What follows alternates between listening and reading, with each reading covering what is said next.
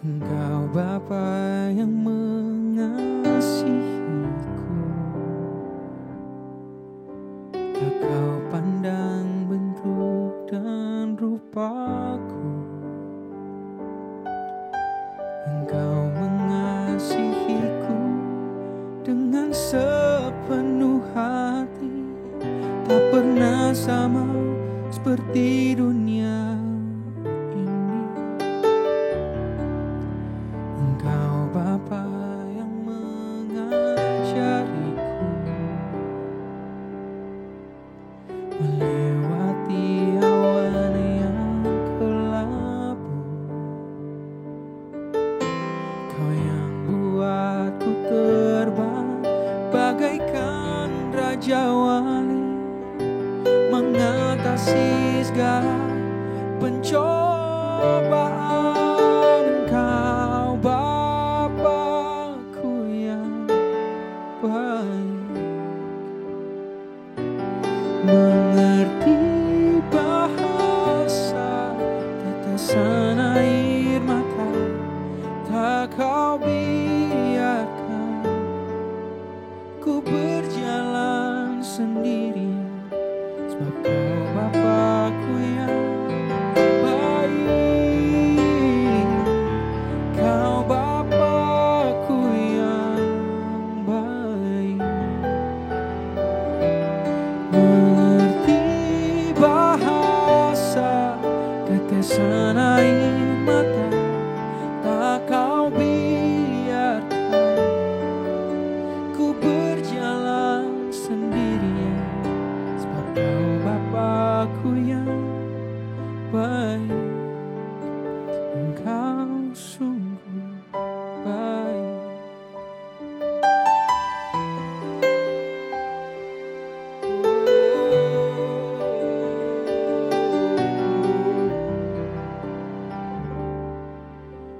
Engkau Bapa yang mengajariku untuk melewati awan yang kelabu. Kau yang buatku terbang bagaikan raja wali, mengatasi segala pencobaan. Kau Bapakku yang baik, mengerti bahasa tetesan air mata, tak kau biarkan ku berjalan sendirian, sebab kau Bapakku yang baik.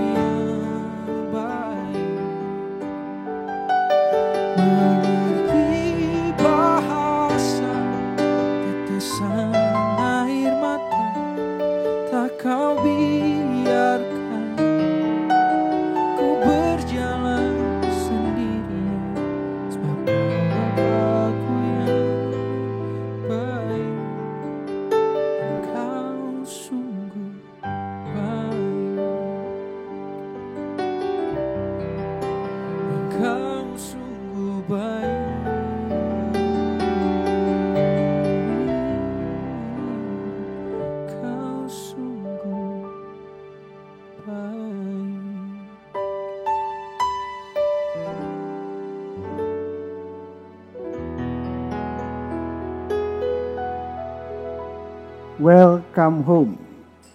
Kita ketemu lagi di dalam keluarga rohani GBI dan Mogot dan di dalam acara Talk Show with Alex Leo. Saudara, di dalam masa pandemi ini ada banyak hal terjadi di luar dugaan manusia. Salah satu akibat dari pandemi yang sangat menekan banyak orang di hari-hari ini adalah masalah ekonomi. Terjadi resesi ekonomi di seluruh negara di muka bumi ini. Ekonomi melambat dengan sangat drastis dan akibatnya banyak yang terkena dampak di dalam ekonomi dan keuangan. Salah satu akibatnya adalah banyak kepala keluarga, suami yang tiba-tiba berkurang penghasilannya secara drastis atau bahkan kehilangan penghasilan sama sekali. Ada suami-suami yang kena pengurangan gaji di perusahaan di mana dia bekerja. Bahkan ada yang kena PHK. Juga para bisnismen tiba-tiba mengalami penurunan omset yang sangat drastis. Bahkan beberapa mengalami bisnisnya harus tutup total dan sama sekali tidak punya penghasilan. Akibat keadaan ini menjadi satu pergumulan yang besar di dalam keluarga-keluarga di mana kepala keluarga mengalami hal ini. Baik itu di dalam pergumulan secara kondisi keuangan ataupun juga pergumulan di dalam hubungan di dalam keluarga tersebut. Banyak pergumulan terjadi dan mungkin salah satunya kita mengalami akan hal itu. Karenanya saudara, saya mau mengangkat topik ini. Hari ini saya mau berbincang-bincang dengan seorang yang dipakai Tuhan luar biasa di dalam kehidupannya, di dalam banyak hal. Saya hari ini akan berbincang-bincang dengan Ibu Charlotte Priyatna. Beliau ini adalah seorang praktisi pendidikan. Beliau founder dari sekolah Atalia yang terletak di Regensi Villa Melati Mas di daerah Serpong. Saudara, hari ini saya syuting di gedung sekolah tersebut. Satu pekerjaan Tuhan yang sangat luar biasa.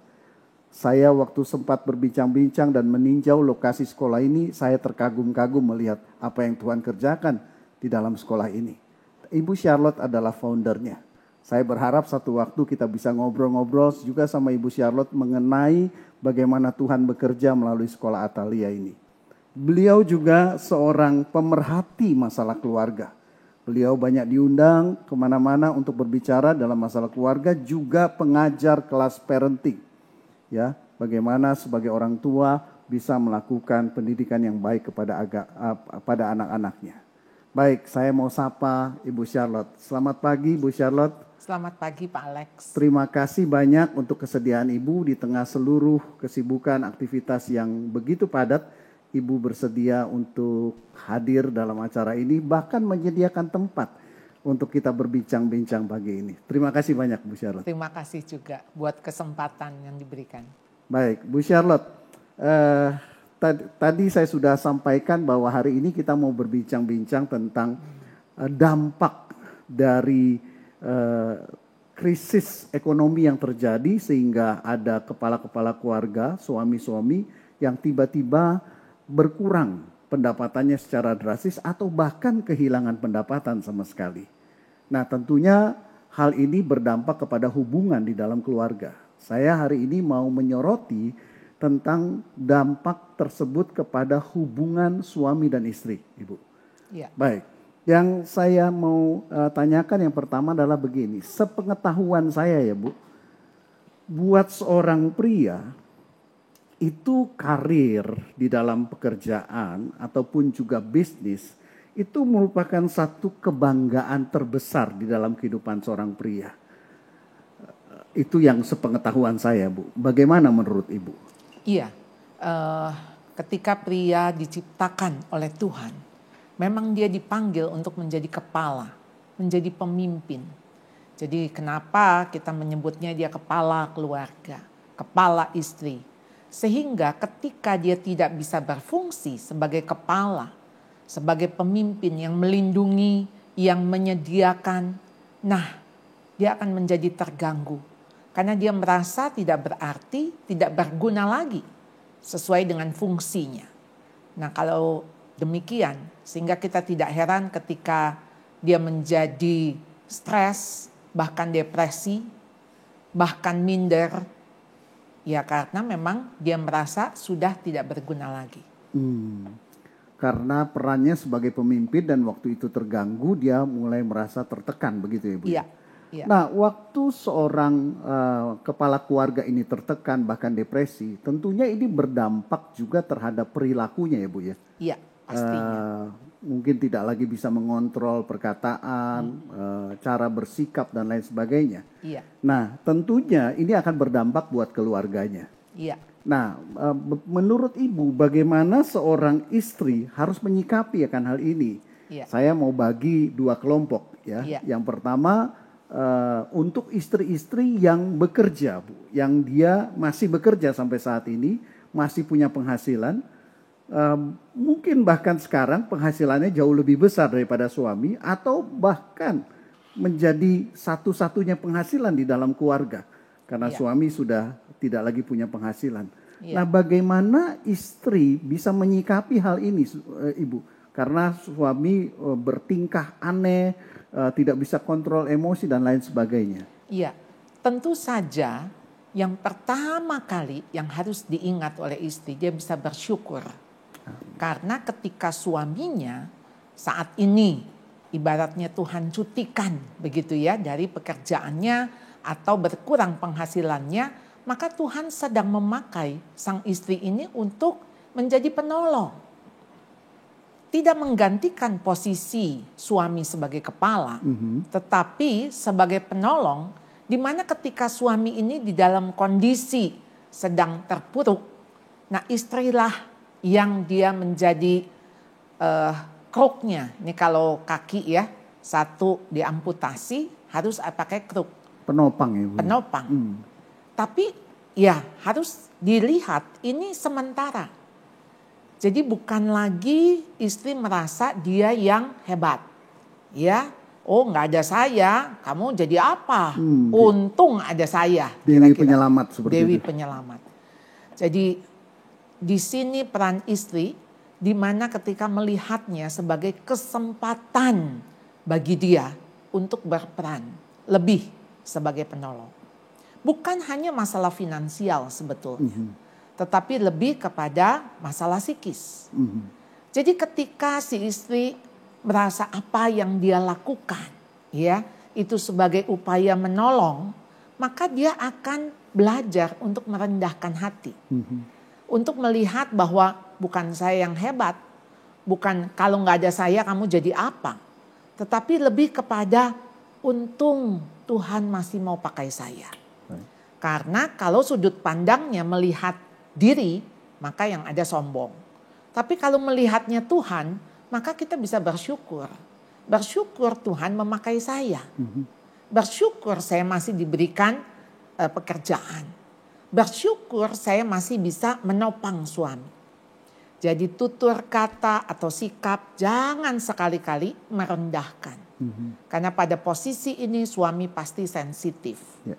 Kita nggak usah ngomong aja dia merasa bersalah. Dia merasa tidak berguna, dia merasa menyusahkan keluarga, menyusahkan istri.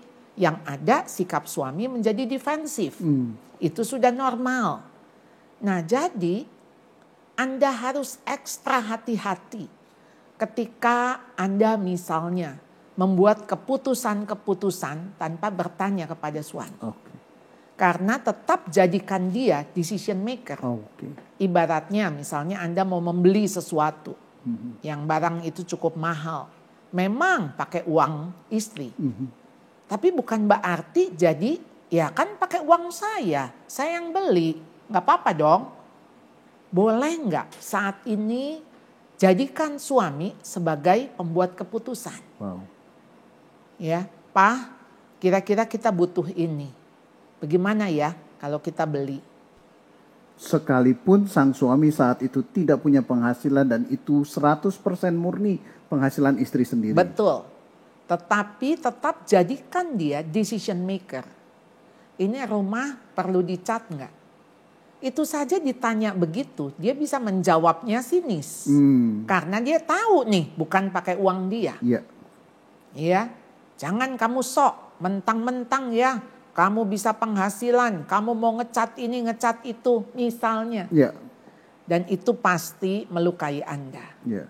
Nah, Anda mau nggak melihat bahwa dia sedang terluka? Sehingga memang orang terluka, ya cenderung melukai. Iya. Dan Anda jangan terpancing untuk Anda jadinya ikut sensitif. Dia yang sensitif, Anda mesti menjadi pembalut. Iya. Bagaimana pinggir-pinggirnya yang kasar dan tajam, itu Anda tutupi dengan kapas. Ya. Jadi supaya itu juga tidak melukai Anda dan dia juga tidak perlu merasa terluka. Baik Bu, saya coba ulangi. Yang pertama bersyukur karena jadi alatnya Tuhan untuk pemenuhan kebutuhan keluarga, begitu. Betul. Ya Bu ya.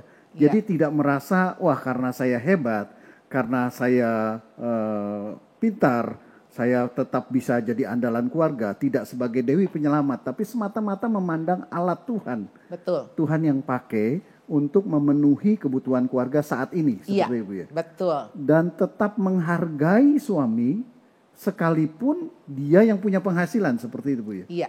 Dan memberikan tetap posisi decision maker kepada sang suami. Iya.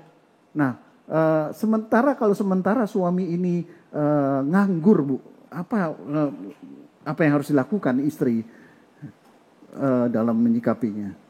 Ketika dia nganggur, kita tidak boleh membacanya sebagai malas. Karena kalau kita melihatnya dia malas, pasti persepsi kita negatif, interpretasi kita juga negatif. Yeah.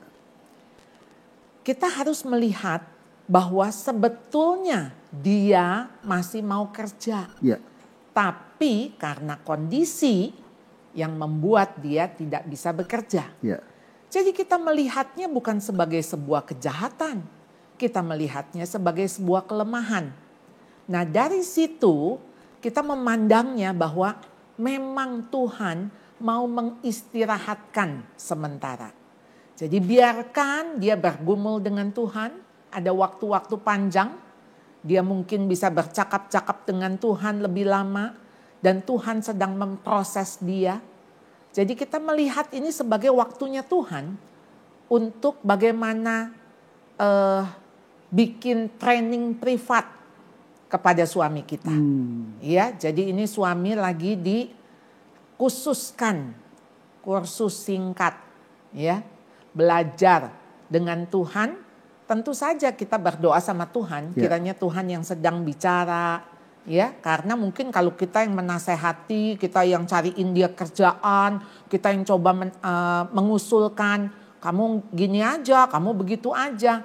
Saudara, kalau seperti itu, saudara akan dilihatnya sebagai satu pihak yang membuat dia makin merasa tidak berdaya. Seperti diteror begitu ya? Iya, betul. Kamu harus gini, harus begini. Betul. Dan suami dalam kondisi begitu jelas makin tertekan. Karena bukan dia gak mau. Ya. Tapi dia saat ini tidak mampu. Ya. Jadi biarkan itu waktu-waktu dia bersama Tuhan Bu ya. Betul. Seingat saya kalau misalnya di ketentaraan pada level tertentu dia sudah cukup tinggi. Ada waktu dia sekolah lagi gitu Bu ya. Iya, betul. Untuk dia mencapai jenjang lanjutannya seperti itu ya. Jadi kita harus ngelihatnya. Dia sedang belajar lagi, sekolah lagi untuk naik level. Jadi Tuhan lagi proses dia ya Bu ya. Betul. Untuk dia bisa naik kelas dan punya karakter yang semakin matang. Iya. Dan di sini peran istri penting sekali untuk menolong ya Bu ya. Dan mengizinkan. Proses itu dialami oleh suami. Ya. Dan membiarkan Tuhan yang memprosesnya. Ya. Dan waktunya sampai kapan kita tidak tahu. Syukuri saja. Ini lagi sekolah. Dan sekolah karakter, sekolah kehidupan yang akan membuat dia lebih baik nantinya. Wah, saya tertarik sekali dengan perkataan Ibu yang berkata bahwa justru jangan usulkan banyak hal kepada suami pada saat seperti itu ya. Betul. Karena saya berpikir mungkin banyak istri yang berpikir, wah dia diam aja kok pasif. Iya. Jadi diberikan, kamu lakukan ini, lakukan ini. Itu Iya. justru jangan dilakukan ya Bu. Iya, betul. Kalaupun Anda punya ide, Iya. Anda ngomongnya nggak boleh direct. Oke. Nggak boleh direct bahwa kamu sebaiknya begini, kamu sebaiknya begitu. Harus bicara dengan pria itu indirect conversation. Oke. Jadi misalnya begini, saya dengar ya kemarin ya si itu cerita ya bla bla bla bla. Jadi memakai orang ketiga. Oke. Jadi tidak secara langsung kamu misalnya ya kamu harus begini, kamu begini, kamu begini. Nah itu yang membuat ketika dia defensif dia tambah membuat benteng. Ya, saya nggak mau kerjaan seperti itu. Ah itu kan gajinya kecil. Ah ini, nah dia akan defense. Nah kalau defense nanti Anda terpancing, ya nggak apa-apa dong gaji kecil juga. Daripada nganggur, waduh itu akan membuat dia merasa lebih buruk dan makin terpuruk. Wow.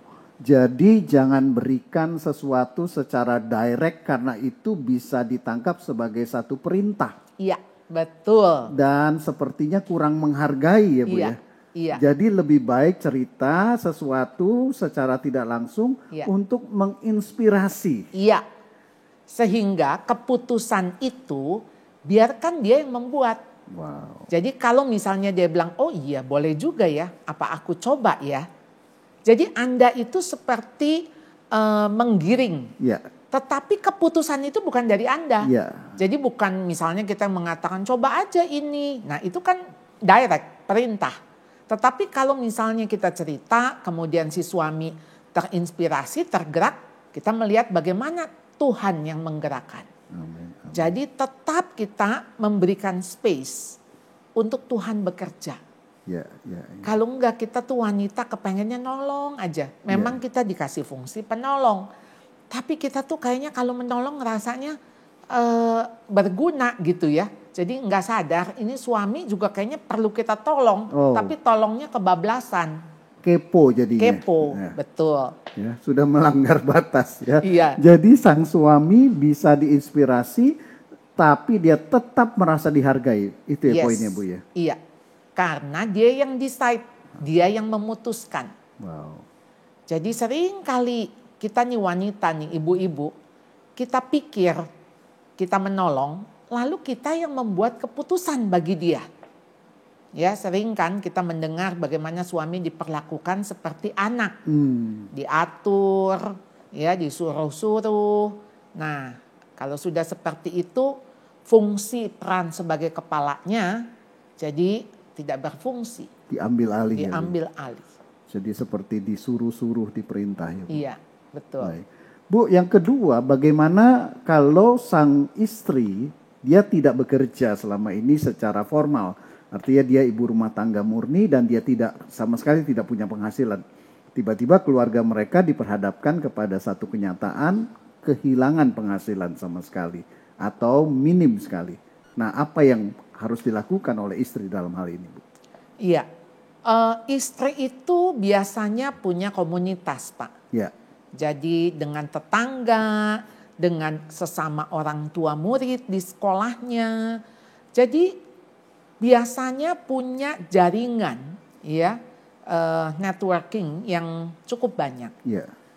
Coba sekarang ini mungkin Anda bisa melakukan atau menjadi reseller. Jadi menjual barang-barang bukan kita yang produksi, Iya. tapi orang lain, tapi kita bisa jual karena kita punya jejaring cukup banyak. Atau hobi Anda, ya kan kita punya hobi, mungkin itu sekarang bisa dikaryakan, Ya. bisa dijual. Dan jangan malu untuk menjual, menawarkan. Gak usah gengsi. Saat ini ketika kita bertanya kepada orang, ada nggak lowongan pekerjaan buat saya? Saya bisa ini, bisa itu. Atau coba Anda pikir keterampilan apa? Misalnya Anda bisa menggunting rambut, bisa menjahit. Hal-hal yang sederhana seperti itu. Jangan-jangan itu dibutuhkan. Ya. Tetangga-tetangga misalnya ingin betulin ini, perbaiki ini, dan Anda bisa menolong. Artinya saat itu Anda sedang membuka diri untuk di-stretch sama Tuhan. Jadi jangan melihat diri, waduh ini ya saya kenapa dari dulu gak kerja. Ya, jadi sekarang suami kehilangan pekerjaan, saya gak bisa ngapa-ngapain. Yang ada mengasihani diri. Bukannya kita bangkit menolong, yang ada menyalahkan diri, menyesali masa lalu. Tahu begitu kan, saya lulus dari kuliah, saya kerja. Kalau saya kerja, jangan-jangan posisi saya sekarang udah manajer. Wow. Udah baik. Dulu sih saya mau kerja nggak boleh sama suami. Nah ini nih gara-gara lahir anak lagi. Nah saya udah nggak bisa dah kerja. Kalau Anda hanya menyalahkan situasi, menyalahkan masa lalu, menyalahkan keputusan-keputusan yang sudah dibuat, maka Anda nggak punya kekuatan untuk bangkit dan untuk melihat peluang. Karena sebetulnya peluang itu ada di mana-mana. Jadi ayo, justru ini saatnya, ini kesempatan Anda sedang ditarik lebih lebar, lebih luas untuk dampak yang kita buat, talenta yang Tuhan kasih, mungkin saat ini jadi berguna gitu ya. Bukan tadinya hanya berguna buat keluarga, sekarang kita bisa memberkati. Ya, ibaratnya misalnya, biasanya punya 1-2 menu andalan di dalam keluarga. Nah 1-2 menu andalan itu cobalah tawarkan ke teman-teman, tanyakan gimana ya kalau saya jual. Ya, mungkin ada ide dari teman. Packagingnya harus begini. Ya, jangan-jangan bisa di frozen. Ya, supaya ini bisa dikirim keluar kota. Siapa tahu usaha yang Anda lakukan itu justru menjadi satu hal yang Tuhan buka jalan. Jadi tulang punggung justru. Iya, dan menjadi usaha keluarga. Iya. Jadi sekarang misalnya dengan suami tidak bekerja, nah sekarang istri melakukan sebuah usaha yang bisa dilakukan bersama suami. Iya, jadi suami juga bisa ikut membantu. Bisa ikut membantu. Di dalam hal itu. Iya, who knows. Itu saya kenal beberapa orang yang sampai saat ini gara-gara suaminya terpuruk, kemudian dia coba-coba membuat bandeng presto. Nah bandeng presto cabai hijau. Dan sampai hari ini itu luar biasa. Bandeng dia kemana-mana. Dan Tuhan memberkati sampai anak bisa sekolah ke luar negeri dan sebagainya. Dan itu jadi usaha keluarga. Jadi usaha keluarga. Dikerjakan bersama-sama. Betul. Wow. Jadi kalau mau melihat, kita melihat ke belakang. Kita mau bersyukur nggak ketika suami di PHK? Justru jadi, Tuhan bukakan peluang di situ. Iya. Jadi coba kita melihat bahwa ada yang lebih baik di tengah-tengah yang tidak baik. Jadi kalau saya simpulkan Bu, jangan melihat ke belakang gitu ya, terus menggerutu ya. Hadapi sekarang, lihat peluang gitu ya, buka diri ya Bu ya. Betul. Tuhan bisa pakai justru kondisi sekarang ini untuk menemukan sesuatu yang baru. Betul. Bu, pertanyaannya begini, kan kadang-kadang orang merasa gengsi Bu. Biasanya duduk manis, menikmati semua fasilitas, apalagi kalau suami sudah jabatan tinggi, sudah penghasilan besar, sudah jadi nyonya besar, tiba-tiba harus mengumpulkan receh seperti ini. Iya. Bagaimana Bu? Dan disitulah yang Tuhan mau gengsi kita ditaruh di paling bawah, kita buang, kita singkirkan. Dan ini cara Tuhan untuk membuat Anda jadi rendah hati dan satu hari Tuhan akan tinggikan.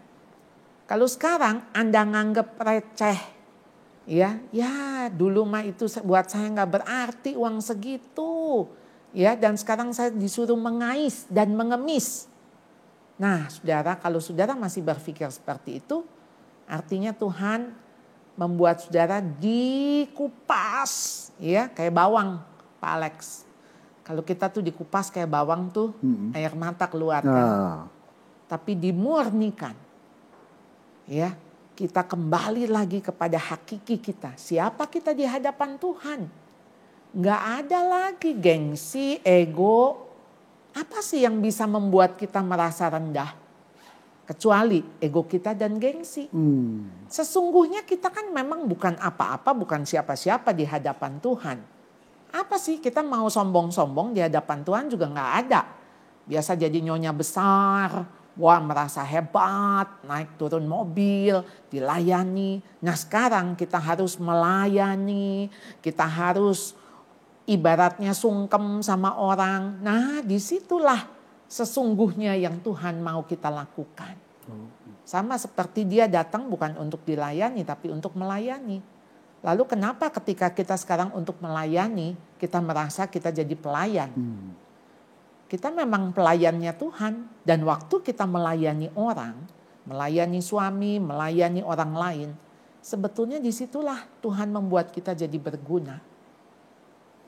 Jadi bisa saya simpulkan bahwa justru kesulitan yang terjadi hari-hari ini bisa menjadi sekolah karakter. Betul. Baik buat suami, bahkan juga buat istri, begitu Ibu? Dan buat keluarga. Buat keluarga, seluruh Iya. keluarga. Karena anak-anak juga jadi belajar. Melihat kesulitan tidak membuat mereka menyerah. Kesulitan hanyalah sebuah kesempatan untuk naik level. Namanya ujian, itu kan mesti dilewati. Mana ada ujian mudah. Semua ujian juga sulit. Tapi begitu dikerjakan dengan sungguh-sungguh, naik level. Nah begitu naik level, sebetulnya kan kita makin tinggi.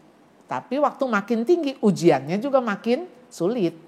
Jadi, ayolah jangan takut dengan kesulitan.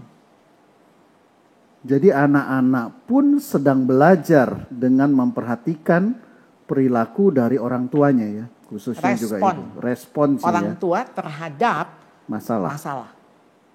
Nantinya hidup anak-anak kita kan gak lepas dari masalah juga. Ya. Dari kesulitan. Ya. Dan ini menjadi satu pelajaran yang dia akan ingat apa yang dia alami bersama orang tua. Wow. Jadi tidak melihat kesulitan, hal yang sulit sebagai hal yang pahit. Kalau enggak, kita itu akan menjauhi kesulitan. Dan kita melihatnya kesulitan itu sesuatu yang menyakitkan. Enggak begitu. Kesulitan itu harus menjadi tantangan, challenge. Baik, Bu. Enggak ada orang mau kuat tanpa dia perlu melatih otot-ototnya. Menghadapi persoalan-persoalan. Iya. Baik, Bu. Saudara, di dalam segmen pertama ini kita belajar satu hal bahwa kesulitan-kesulitan yang dihadapi justru menjadi cara Tuhan untuk membentuk karakter yang lebih indah. Baik buat suami, juga khususnya buat istri, dan juga bahkan Ibu Charlotte katakan buat anak-anak. Mereka akan terus belajar dari apa yang sedang dihadapi oleh keluarga untuk bekal mereka di kemudian hari menghadapi tantangan-tantangan kehidupan. Saat ini kita mau menyembah kepada Tuhan, minta kasih karunia Tuhan menjamah setiap kita untuk kita terus dikuatkan.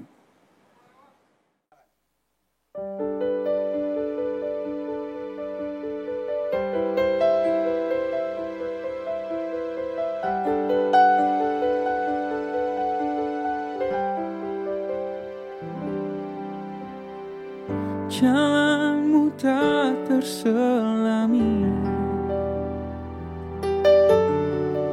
oleh setiap hati kami. Namun satu hal ku percaya, ada rencana yang indah, tiada terduga kasih-Mu. Heran dan besar bagiku arti kehadiran-Mu selalu nyata di dalam hidupku. Penyertaan-Mu sempurna, rancangan-Mu penuh damai.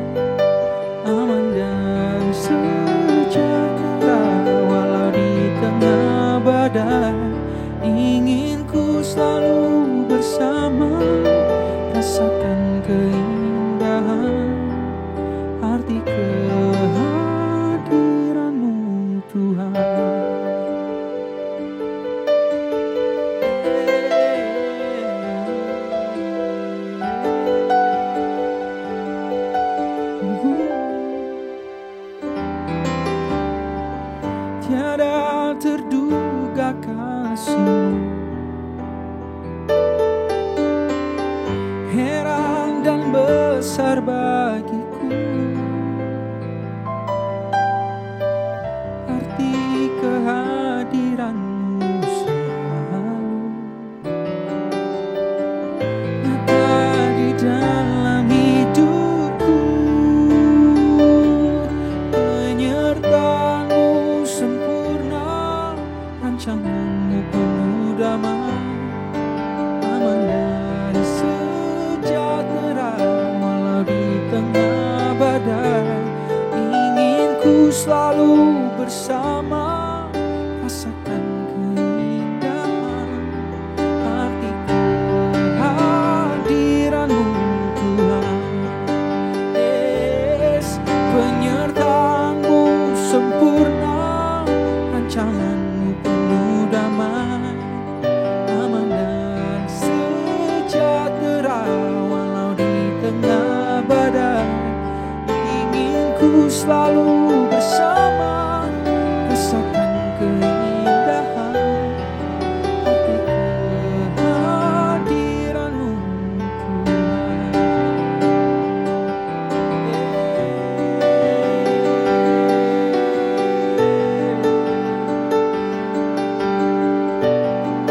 Sempurna pertolongan-Mu, sempurna pertolongan-Mu, sempurna penyertaan-Mu, sempurna penyertaan-Mu.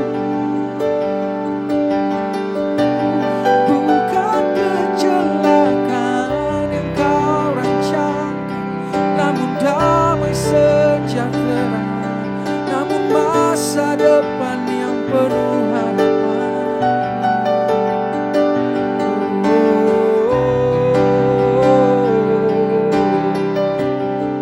Ku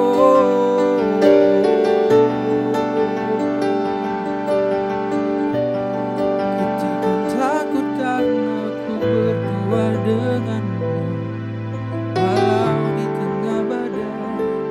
Penyertaan-Mu sempurna, rancangan-Mu penuh damai, aman dan sejahtera walau di tengah badai.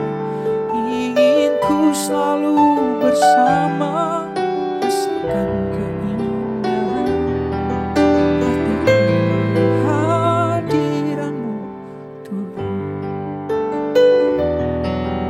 Arti kehadiran-Mu Tuhan. Yes, arti kehadiran-Mu Tuhan.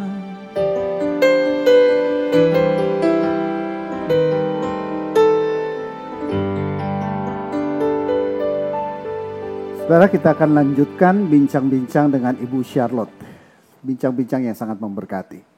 Bu Charlotte, waktu suami bersikap kasar, tidak bisa mengontrol emosi, itu bisa melukai istri. Di dalam kondisi istri terluka, bagaimana sikapnya, Bu? Iya, kalau Anda sampai terluka, berarti Anda melihat diri sebagai korban. Kalau Anda melihat diri sebagai korban, yang ada orientasi Anda kepada diri Anda. Iya, jadi Anda merasa mengasihani diri. Nah, kalau sudah fokusnya ke diri, nggak mungkin kita bisa fokusnya ke orang lain. Karena kita akan sibuk dengan luka kita. Nah, kalau kita terluka, kita juga akan melukai lagi orang lain. Jadi ini luka yang ditularkan. Jadi kalau suami memang sikapnya kasar, marah-marah, itu harus dimaklumi. Namanya juga orang sakit. Sedang tertekan, sedang stres, sedang stres. Sehingga Anda mesti melihat bagaimana ya cara saya menolong. Jadi Anda akan muncul belas kasihan. Nah, waktu Anda belas kasihan, orientasi Anda pasti suami. Pasti yang sakit, Ya. bukan kepada diri. Ya. Jadi samalah ketika kita nungguin orang sakit. Ya. Pasti yang sakit marah-marah, dia nggak bisa makan, nggak bisa tidur. Lalu Anda yang sehat, yang ngejagain, jangan ikut sakit. Kalau enggak siapa merawat siapa? Ya. Jadi sekarang ketika dia mengeluh, dia marah, maklumi saja. Dan jangan menambah lukanya dia. Dengan mengatakannya, kamu jadi begini, nggak boleh dong. Jangan marah-marah. Nah itu sih nambahin. Jadi ayolah saat ini. Boleh nggak kita menjadi bumper? Jadi ketika ditabrak ada bumper. Jadi jangan ikut terluka. Jadi kita punya bumper karetnya. Ya. Nah ketika Anda bisa menolong saat seperti ini. Saya yakin buat suami suatu hari nanti ketika dia pulih. Pasti dia sangat berterima kasih dan menghargai. Karena ketika ada yang sakit, perlu ada yang sehat untuk merawat, menjaga. Nah ini jangan sampai ikut-ikut sakit. Jadi dengan bersikap tetap sabar terhadap perilaku suami, istri sesungguhnya sedang berinvestasi begitu Bu? Betul. Suatu hari dia akan petik investasi. Iya. Saya simpulkan dari perkataan Ibu sangat menarik sekali. Jadi berarti untuk mencegah, untuk tidak terluka, istri harus fokus kepada suami yang sedang tertekan. Betul. Jangan fokus kepada perilakunya. Iya. Jangan fokus kepada perbuatan-perbuatannya, perkataannya. Betul. Itu jangan diambil. Istilahnya maksudnya jangan diladenin. Iya. Jangan diterima perkataan itu. Iya. Lewatin aja, lewatin. Jadi ibaratnya kalau kita tong sampah, Iya. jangan ada dasarnya. Jadi nggak apa-apa tempat dia kan mau ngebuang sampah. Nah kita mesti ada bolongannya nih. Supaya kita nggak nampung. Istilahnya nampung kemudian kita yang jadi terluka. Terluka. Jadi istri harus mengingatkan diri, suami saya sedang tertekan. Suami saya sedang tertekan. Suami saya sedang tertekan. Iya. Begitu ya Bu? Iya. Sehingga dia tidak nampung sampah itu. Ya? Iya. Dan dia harus ingat. Oh dia yang sakit bukan saya. Dia yang punya masalah. Saya harus menolong dia. Untuk tetap sehat itu ya dijaga untuk si istri. Bisa tetap kita aware. Saya ini sehat. Sehat ya. Jangan ikut sakit. Jangan sampai ketularan sakit. Jangan ketularan. Kalau kita nampung kita terima kan kita juga ikut sakit. Jadi lemah juga ya. Jadi lemah. Dan hancurlah keluarga ya. Hancur. Anak-anak juga jadi hancur karena anak akan jadi korban. Kita juga pasti nyalurinnya kan ke anak.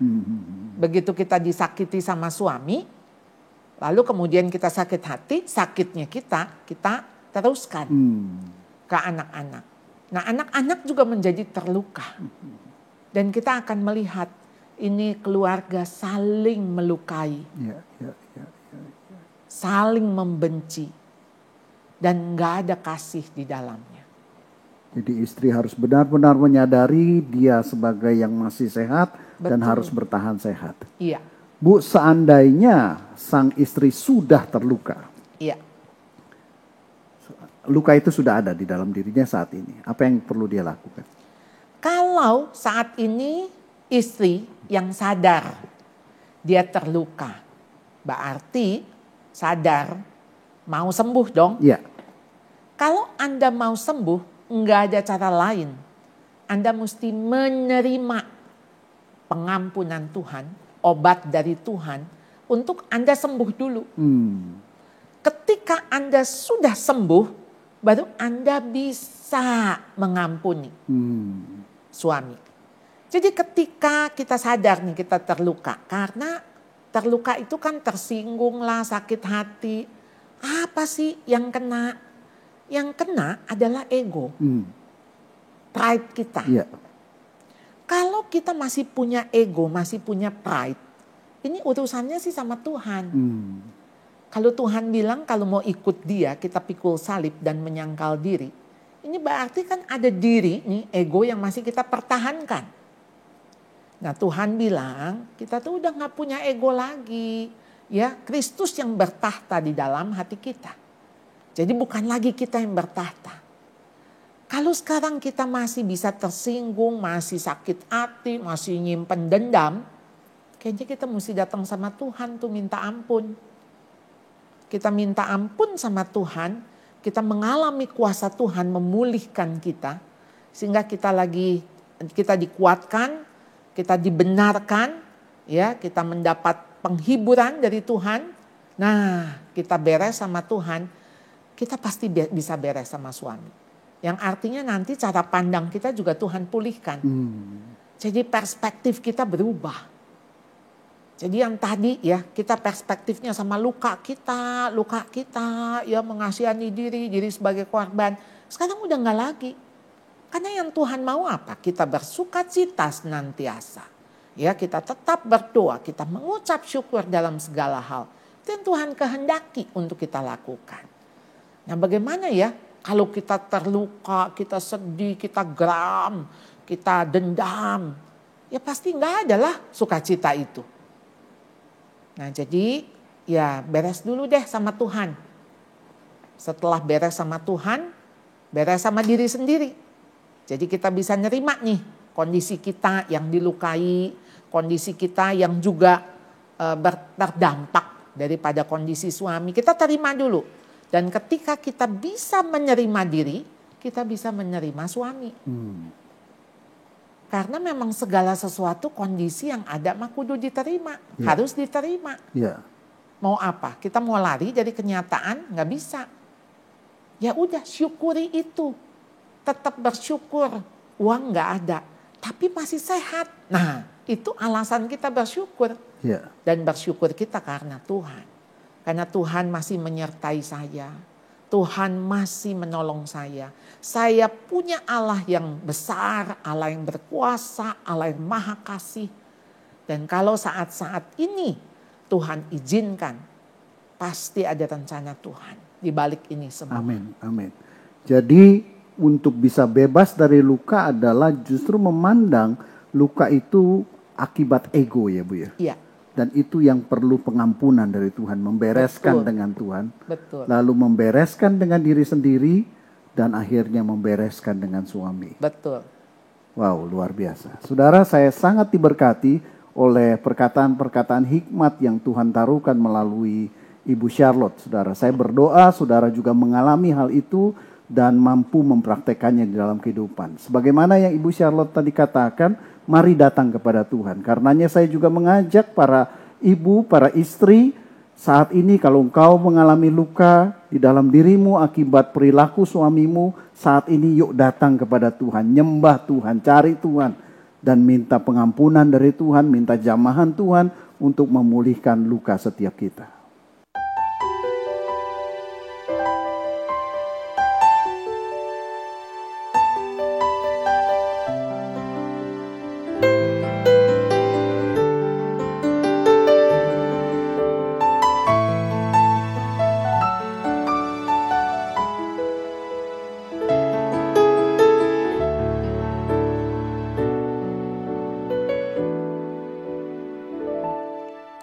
Ketika ku hadapi kehidupan ini,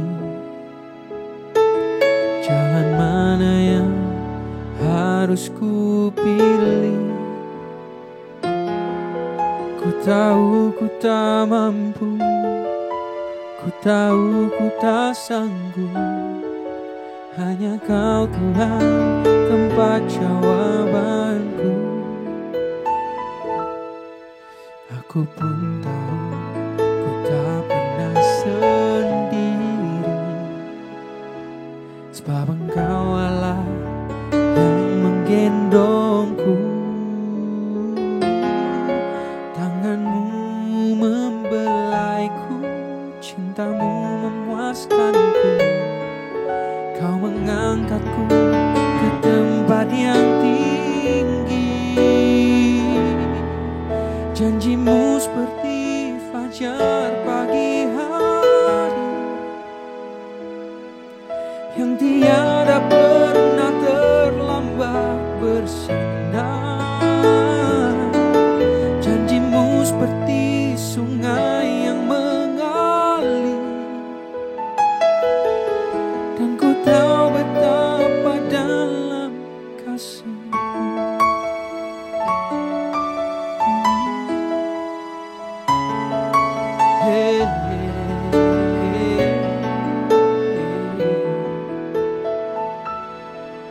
Aku pun tahu ku tak pernah sendiri, sebab Engkau Allah yang menggendongku. Tanganmu membelaiku, cintamu memuaskanku. Kau mengangkatku ke tempat yang tinggi. Janjimu seperti fajar pagi hari yang tiada pernah terlambat bersinar. Kasihmu seperti sungai yang mengalir, dan ku tahu betapa dalam kasih-Mu. Janjimu seperti fajar pagi hari yang tiada pernah terlambat bersinar. Cintamu seperti sungai yang mengalir, dan ku tahu betapa dalam kasih.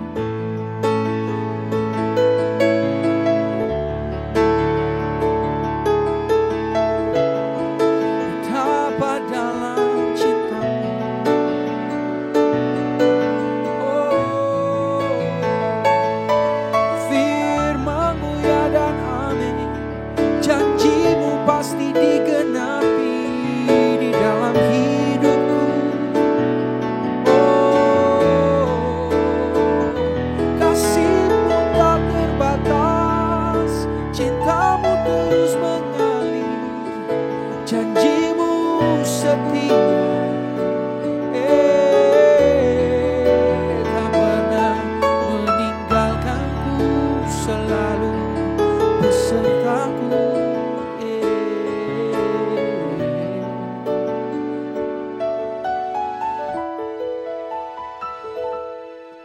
Cintamu seperti sungai yang mengalir, dan ku tahu betapa dalam kasih.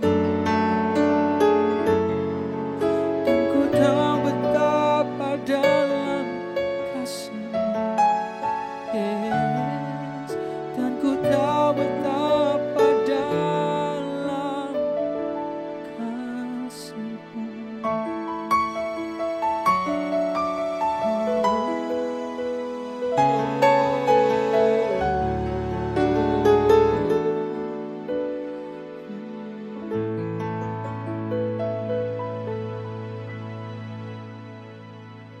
Kita akan lanjutkan saudara perbincangan kita dengan Ibu Charlotte.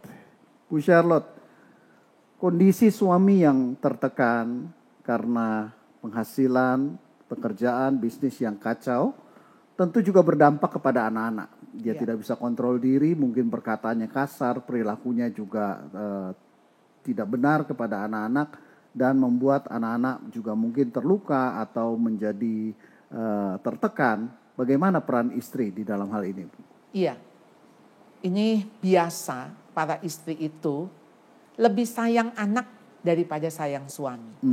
Jadi ketika anak terluka akibat perlakuan suami, kita cenderung membela anak.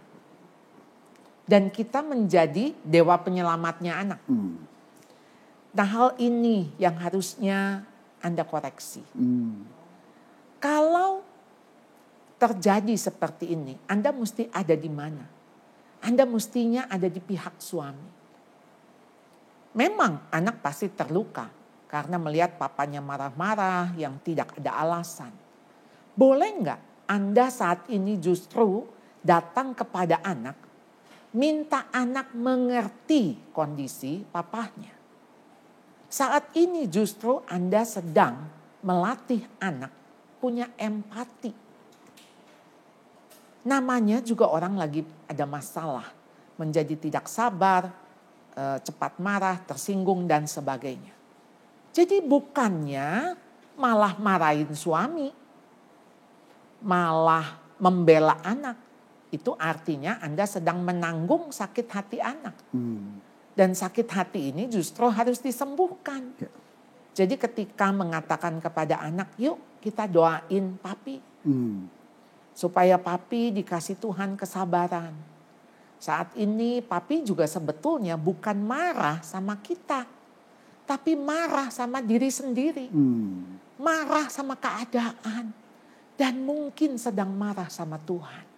Jadi istri di saat itu mengambil peran di tengah, Bu ya. Iya. Sebagai juru damai, bukan Iya. sebagai pembela anak, begitu? Iya, betul. Kalaupun saat ini dia harus berada di pihak mana, dia harus ada di pihak suami. Karena dua sudah menjadi satu. Oke.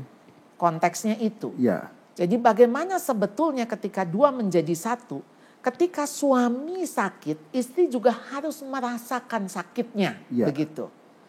Jadi jangan merasakan sakit hatinya anak. Jadi minta anak itu juga punya compassion, belas kasihan, empati, dan mendorong anak untuk bagaimana menolong papahnya. Ini yang saya ingat dari Markus pasal 2 yang cerita tentang bagaimana 4 orang itu menolong 1 orang lumpuh. Dan waktu mereka menggotong itu karena tidak bisa masuk lewat pintu, mereka naik ke atap. Ya. Mereka bongkar atap. Dan bagaimana 4 orang ini harus bekerja sama. Karena kalau satu pihak melepaskan pasti jatuh. Dan ini bagaimana menurunkannya, ya pasti tidak mudah. Karena ini gaya gravitasi bumi ini, ya. Jadi ketika mereka harus bekerja sama, saling mendorong, ini satu yang dengan yang lain, saling mengingatkan, ya untuk hati-hati gitu ya. Kerjasama ini itu dirasakan oleh orang yang lumpuh pastinya. Karena mereka pasti tidak dengan serampangan. Dan bagaimana orang yang lumpuh ini bisa tepat berada di depan Yesus. Dan ketika Yesus mengatakan begitu, Yesus melihat iman mereka. Nah berarti iman termasuk yang 4 orang itu. Dan Yesus mengampuni dan menyembuhkan orang lumpuh. Dan saya pikir ini saat yang tepat untuk Anda ajak anak-anak berdoa. Minta Tuhan bahwa Anda menjadi tim ya yang solid ya untuk bagaimana Tuhan berbelas kasihan mengampuni ayahnya atau si papa dan menyembuhkan. Jadi mengampuni dan menyembuhkan itu saat ini menjadi doa Anda dan anak-anak. Jadi istri berpihak kepada suami untuk menjelaskan kepada anak-anak bagaimana kondisi dari kepala keluarga dan bersama dengan anak-anak mendukung kepala keluarga untuk datang kepada Tuhan dan mengalami kesembuhan. Betul. Seperti itu ya Bu. Jadi nanti kesembuhan itu bukan hanya dialami oleh si ayah, seisi keluarga Tuhan akan pulihkan. Wow. Dan ini akan menjadi kekuatan yang lebih solid lagi karena mereka akan mengalami sukacita Tuhan. Amin. Yang Tuhan berikan ya dengan kesembuhan ini. Jadi sebetulnya ketika ini terjadi, Tuhan tuh bukan hanya mau menyembuhkan si ayah, tapi mau menyembuhkan semua relasi orang tua anak, relasi suami istri. Dan ini sesuatu yang justru akarnya, karena di dalam kan. Ya. Jadi bukan hanya tampilan luar. Jadi melalui masalah suami, kenapa dia terpuruk, Tuhan tuh sebetulnya mau membenahi.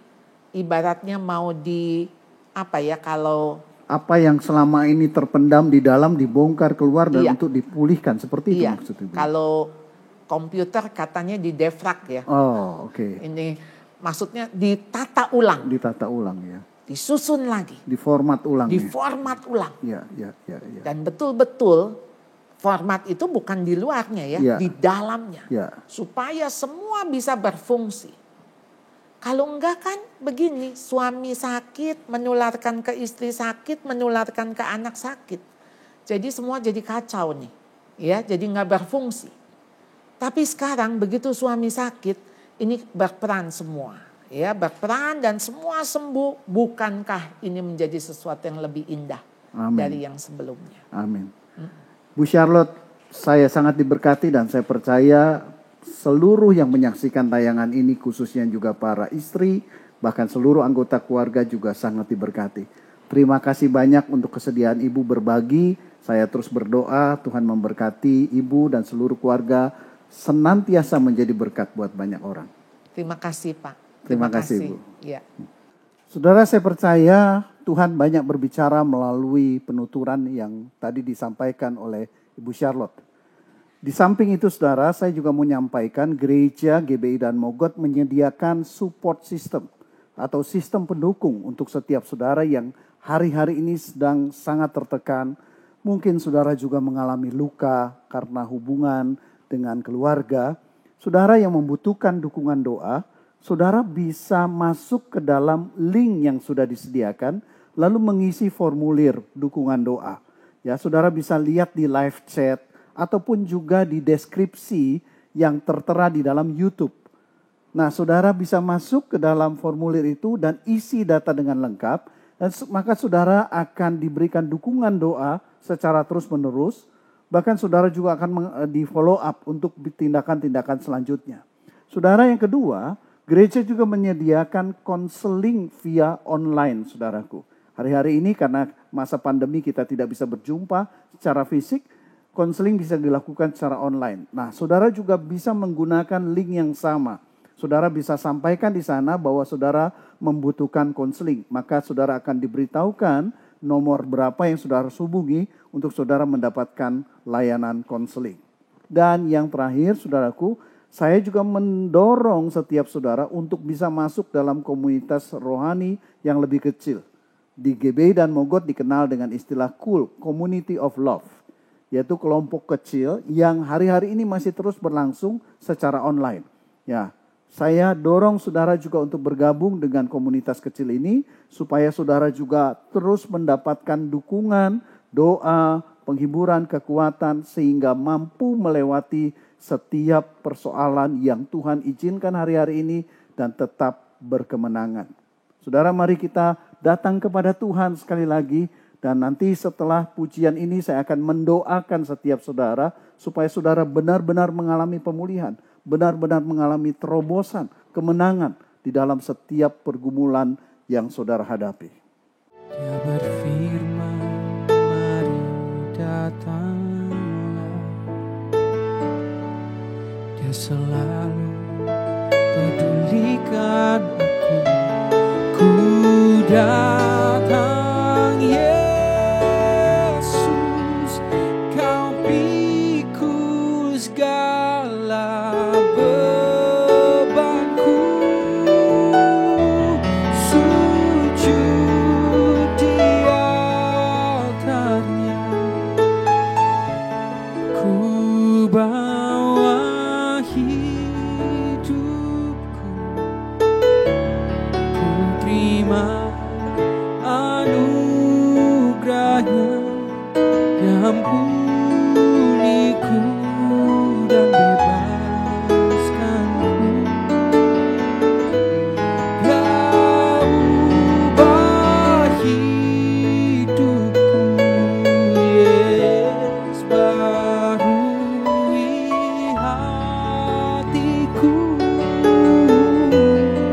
Sesuatu terjadi saat datang di altarnya.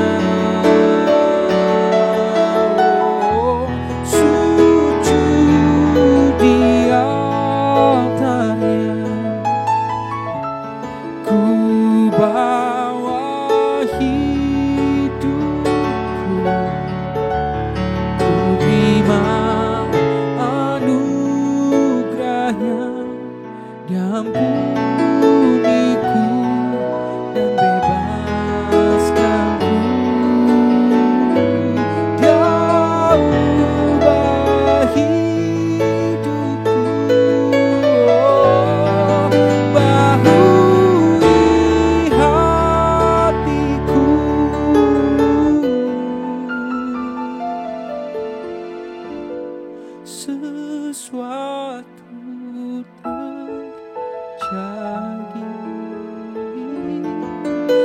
sesuatu terjadi. Sesuatu terjadi saat datang di altarnya. Mari kita berdoa, saudara. Tuhan, aku berdoa Engkau menjamah setiap pribadi yang menyaksikan tayangan ini. Khususnya juga Engkau menjamah para istri. Mereka yang sedang dalam pergumulan berat. Mereka yang sedang terluka saat ini. Tuhan, aku berdoa Tuhan jamah dan Tuhan pulihkan. Aku berdoa untuk setiap keluarga yang saat ini sedang bergumul. Tuhan, mampukan mereka untuk tetap bersandar kepadamu. Mampukan mereka untuk tetap melihat kebaikan-kebaikan-Mu. Mampukan mereka untuk tetap mensyukuri segala sesuatu yang Kau izinkan terjadi dalam hidup mereka. Dan Tuhan campur tangan, Tuhan tolong, Tuhan berikan terobosan demi terobosan terjadi di dalam setiap keluarga. Sehingga mereka boleh bersorak-sorai melihat ada Tuhan yang berperang ganti mereka. Ada Tuhan yang sungguh-sungguh menunjukkan kuasa kasih Tuhan. Pulihkan setiap keluarga. Jadikan keluarga-keluarga yang kuat, yang berkemenangan Tuhan. Terima kasih Bapa.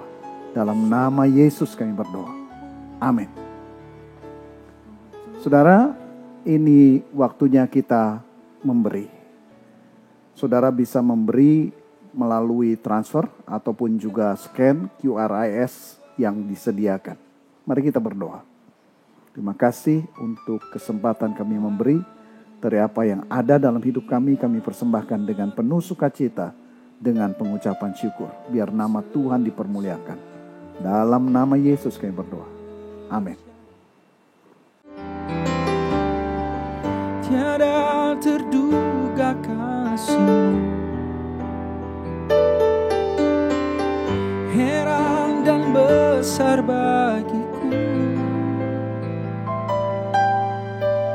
Arti kehadiran-Mu selalu nyata di dalam hidupku. Penyertaan-Mu sempurna, rancangan-Mu penuh damai. Aman dan sejahtera walau di tengah badai.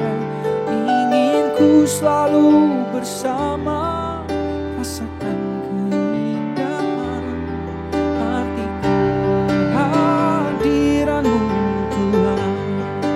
Yes, penyertaan-Mu sempurna, rancangan-Mu penuh damai.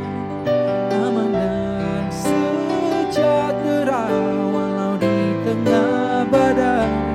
Ingin ku selalu bersama, rasakan keindahan arti kehadiran-Mu Tuhan.